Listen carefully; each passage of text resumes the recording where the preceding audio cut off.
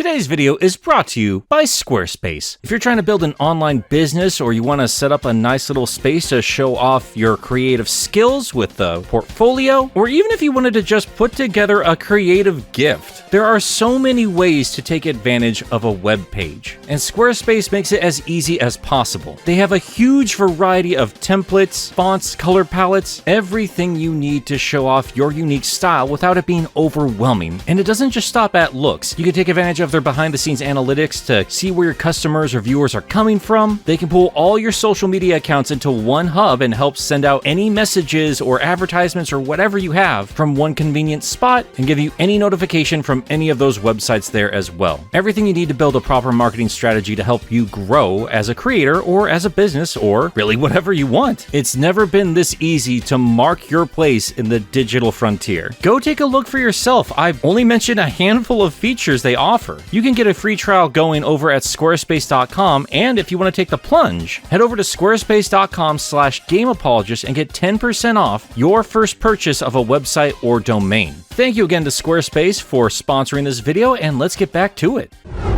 Welcome back to Sonic Speed Reading. Now, we normally don't do individual issues, but we did just get done with issue 50, and I feel it's only fair we also followed up with issue 51, as this should hopefully tie up some loose ends that Ian has been working on in the background with his mini-series, and maybe set up some new plot points for Evan as she'll be taking the reins back for the foreseeable future. And we're picking right up where we left off at the end of issue 50, with Sonic, Bell, Tails, and an unconscious Kit in tow, being chased through Eggman's reclaimed Eggperial city from a whole plethora of badniks. Man, they got really obscure with some of these choices. This is really cool. Sonic chucks Bell down an alley and tells Tails to follow while he lets loose a cyclone to get rid of the badniks on their tail, still leaving him enough time to zip on down that alley and catch Bell. They take a moment to catch their breath and recollect behind a giant gear, and all they're really doing on this page is recapping things we already know. Starline was behind everything. He was responsible for Kit and Surge. He took over the city and summoned all the badniks, and as Belle herself witnessed, Starline is now dead. They're aware that Kit is unconscious ever since Tails disabled his water pack, and as far as Sonic's aware, Surge too suffered the same fate as Starline, as Sonic witnessed her get crushed by a bunch of rubble. But of course, our heroes are yet to be made aware of the resilience of Kit and Surge due to all the experimentation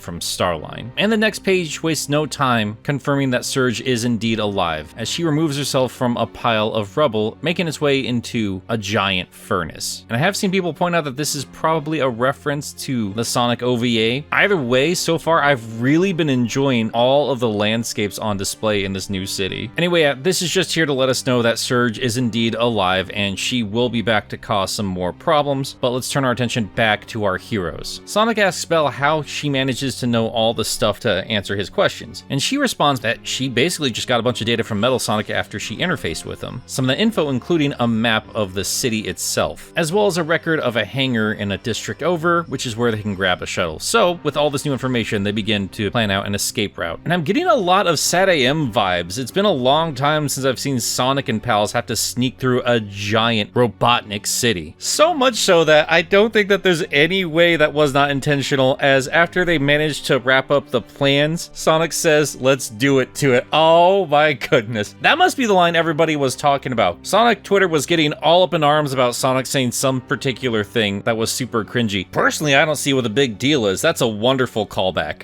Wait, hang on. No, I jumped the gun there. I read that too quickly. It doesn't say do it to it. It just says so let's do it. Maybe that's a sly reference, maybe not. Either way, I screwed up. Big oof, Nick. Big oof. Anyways, Sonic sets off to catch the attention of Eggman and in turn all of the badniks that are now in his city. And Eggy is used to these games. He knows that Sonic is trying to bait him. And I love this little thing right here. Metal Sonic is already on his way out the door to challenge Sonic. He's doing this on his own accord. He has not been instructed by Eggman to head out for Sonic, as Eggy actually has to stop Metal and tell him, don't worry about Sonic, leave the badnik horde to him. you are going to go find his friends. And the angry little robot actually clenches his fist. I absolutely love Ian's take on Metal. And another little note here, Eggy tells Metal to leave Belle intact as she might prove useful, but I still say that part of Tinker's still inside him that doesn't want to ruin her. However, he tries to justify it. Back over to Sonic, who is now getting bored waiting around. He's greeted by a flying monitor with Eggman's face, with the two old rivals talking trash to each other, as the badnik horde has arrived on Sonic's location and they begin to tear down the tower he's standing on top of. This leads to a dialogue-free page of wonderful action as Sonic zips through a bunch of attacking badniks as he runs his way down the collapsing building. And I love that this is in line with Eggman, who just does not care about wrecking his own crap to get to the hedgehog. As all of that's happening, we go back over to Belle, Tails, and the unconscious Kit, as Belle waits around a corner as Tails takes out some badniks in front of them, completely unaware of a badnik right behind her, which gives her a fright. But as they have been this entire time, they completely ignore her, giving her a chance to warn the Fox of their approach. They make their way into a hangar where they find a mysterious ship of some sort. Belle places Kit into a seat while Tails gets to work on getting it up and running, but unfortunately, as we see at the end of the page, Metal Sonic has arrived in the bunker himself. Back over to Sonic, where we have Eggy still talking trash to him as he zips around some baddies and makes quick work of them, casually talking trash to Eggman, saying that this has been a fun jaunt down memory lane, as he's seen a whole bunch of badnik models he's not trashed in a while. Oh no, including the turtles from Sonic Heroes. Oh, don't touch the turtles, Sonic, they're so cute. Even though it looks like Sonic has the upper hand with everything, Eggman has taken notice to him slowing down a little bit, even teasing that he might grab one of his mechas to join in on the fun. And while he doesn't confirm it out loud, he does unfortunately have to agree with Eggy that he is indeed running on empty after everything he's been doing leading up to this point. But thankfully, Tails has arrived on the scene, further offending Eggman as he's not keen on Tails stealing his stuff. And now that I have a closer look at that, I think that is the shuttle that carried the giant Death Egg robot from the end of Sonic 3 and Knuckles. Well, that's a lovely callback. We haven't seen one of those in a long time. This might actually be the first time we've seen this outside of the game, unless there's something from Fleetway I don't remember. Bella's worried that Sonic's not going to be aware of whatever Tails is up to, but these two have worked together long enough that Sonic knows what the Fox is up to without ever telling the reader. But as Sonic makes his way to whatever rendezvous point he's heading to, it looks like Metal Sonic is matching him parallel towards the escaping ship. And as Sonic safely lands inside of the shuttle, he turns over to the Eggman monitor asking the good doctor if he had called off his badniks or had just given up. And Eggy just smiles, saying that he didn't want to rob Metal of his moment, as Metal Sonic, doing that sweet charge attack from Sonic CD, shoots through the shuttle, wrecking it in one go, sending it down back into the city. Oh look, there's another turtle robot! And while our heroes do indeed survive the crash, unfortunately, Sonic does take some damage, and he's no longer able to walk, let alone run. And, as we can see in the last panel here, it looks like Kit has reawakened. And that, my friends, is where issue 51 ends. I'm gonna be honest with you guys, I was fully expecting Ian to wrap up all of these loose ends and leave everything at a status quo and just tease at potential returns of Surge and stuff like that. I thought Sonic and pals were gonna escape the city by the end of this issue, catch back up with Motobud, get him back online, and get everyone back to their homes and ready for the next adventure. What actually happened here was a setup for what looks to be a multi-issue plot about Sonic escaping from Eggman's new city. And if I had known that before I'd start recording, I probably would have waited a couple months to let this build up a little bit before we tackled it. But hey, since we're here, this was a lot of fun. This is the right kind of nostalgic callbacks to make. In one part, seeing a wide variety of badniks that we have not seen in any kind of media for a long time. And from the classic games, the earlier 3D games, more modern games, all of them meshed together. That was a really cool visual. And of course, I just was tickled pink at seeing that old S3K shuttle back in action. There's a lot of variety on display here, but it all feels distinctly Eggman, and I really appreciate that. And the city itself had a surprising amount of variety in its environments. This doesn't feel like any other city. This feels like Eggman City. It feels like it would fit in any Sonic game from any era and do just fine. And a special shout out to that furnace area where we found Surge. I really liked how that looked. And of course, Ian once again knocks it out of the park with Eggman. I really love how he writes the guy. His banter with Sonic is always top notch. And that subtle little something, I don't know if I'd go so far as to call it affection towards Bell, maybe just appreciation for Bell. I really love that you could just chalk it up to Eggman appreciating a robot that he has built regardless of whatever state of mind he was in. And while he's not aware of it, it could be the subtle affection of the ghost of Mr. Tinkle. Call him Mr. Tinkle?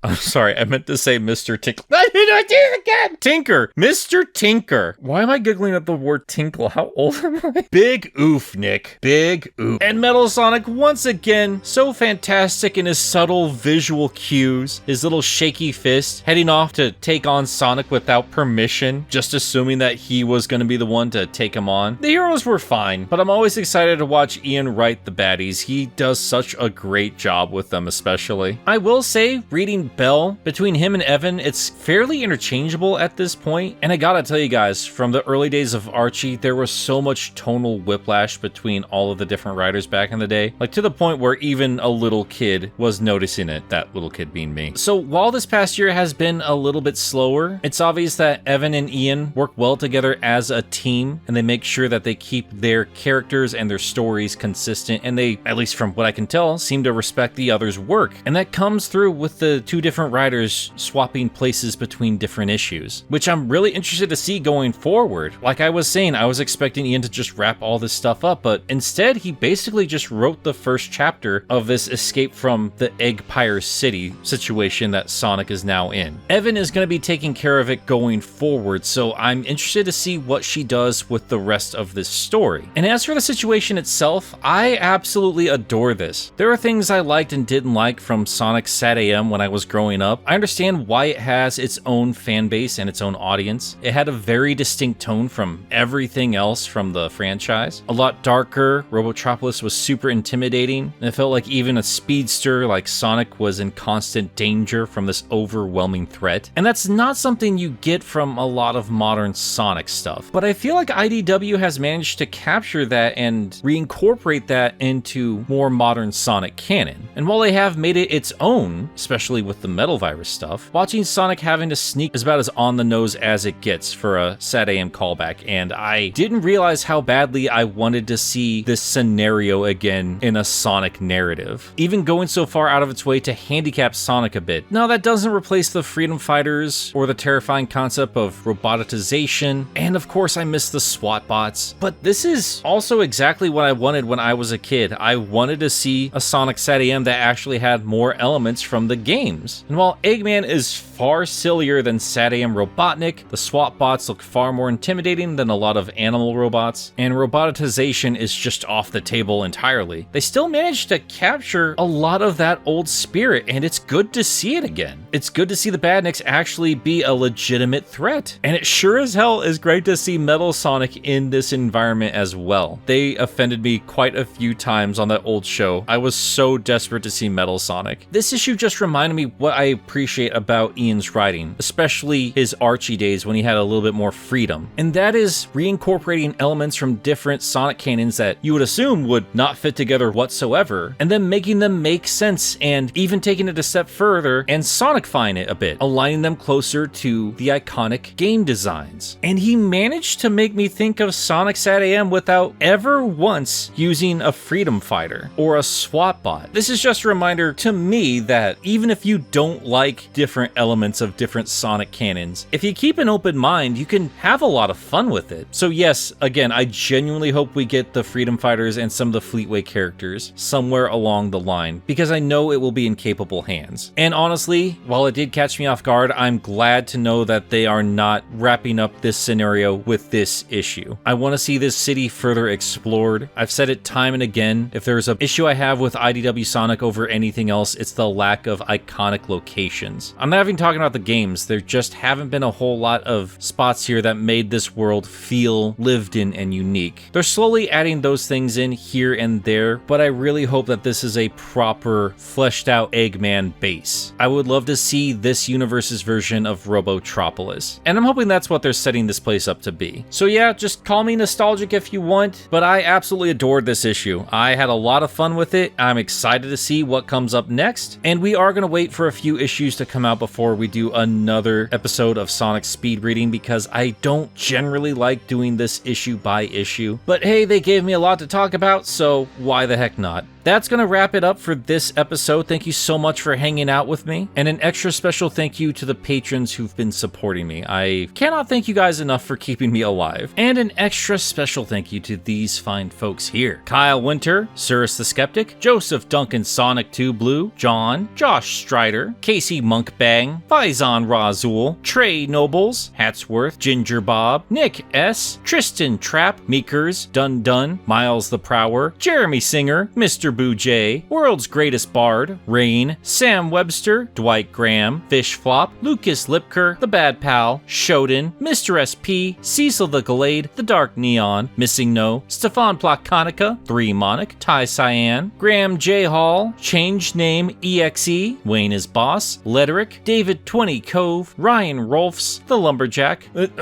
Hello, my name is Whittle Nicky Uwu. Do you wanna hear my scary dinosaur impression? Wow. Hi, Mr. Boo J. I hate you, Otis. NBTV, Mute, Trash Baphomet, Autumn from Twitter.com, SSG, Infinite Sonic, That Pyra Main, Mui Saxy, Jin Seotame, Triplets Born, The Throne Awaits, Loka Brenna, Nezend, Enerjack 5, Grayson Conager, Sherrod the Hedgehog, H.R. Hoffman, Spades the Nocturne, Ken K, Ven 101, Paxton Bisbee, Sindarin 7, Stevie Cole, 3 Rule 4, Twilord, A Seer Warns of a Deadly Fate, Paisley, Eric Delgado, Cody Gracious, Tristan the Great. Oh wait, no, you changed that. Tristan Teen the Great. Unless I've been saying it wrong this whole time. Oh my god. Anyway, Kodinsky, Jamo Art, PK Durbar. I have no idea if I'm saying that right. Crimson Rose, and Sonic PAJ. Seeing some new names on here, I am honored. Thank you so much, guys. If I'm saying any of your names incorrectly, please let me know. We might have to get to a point where we change up the Patreon rewards because that list is getting quite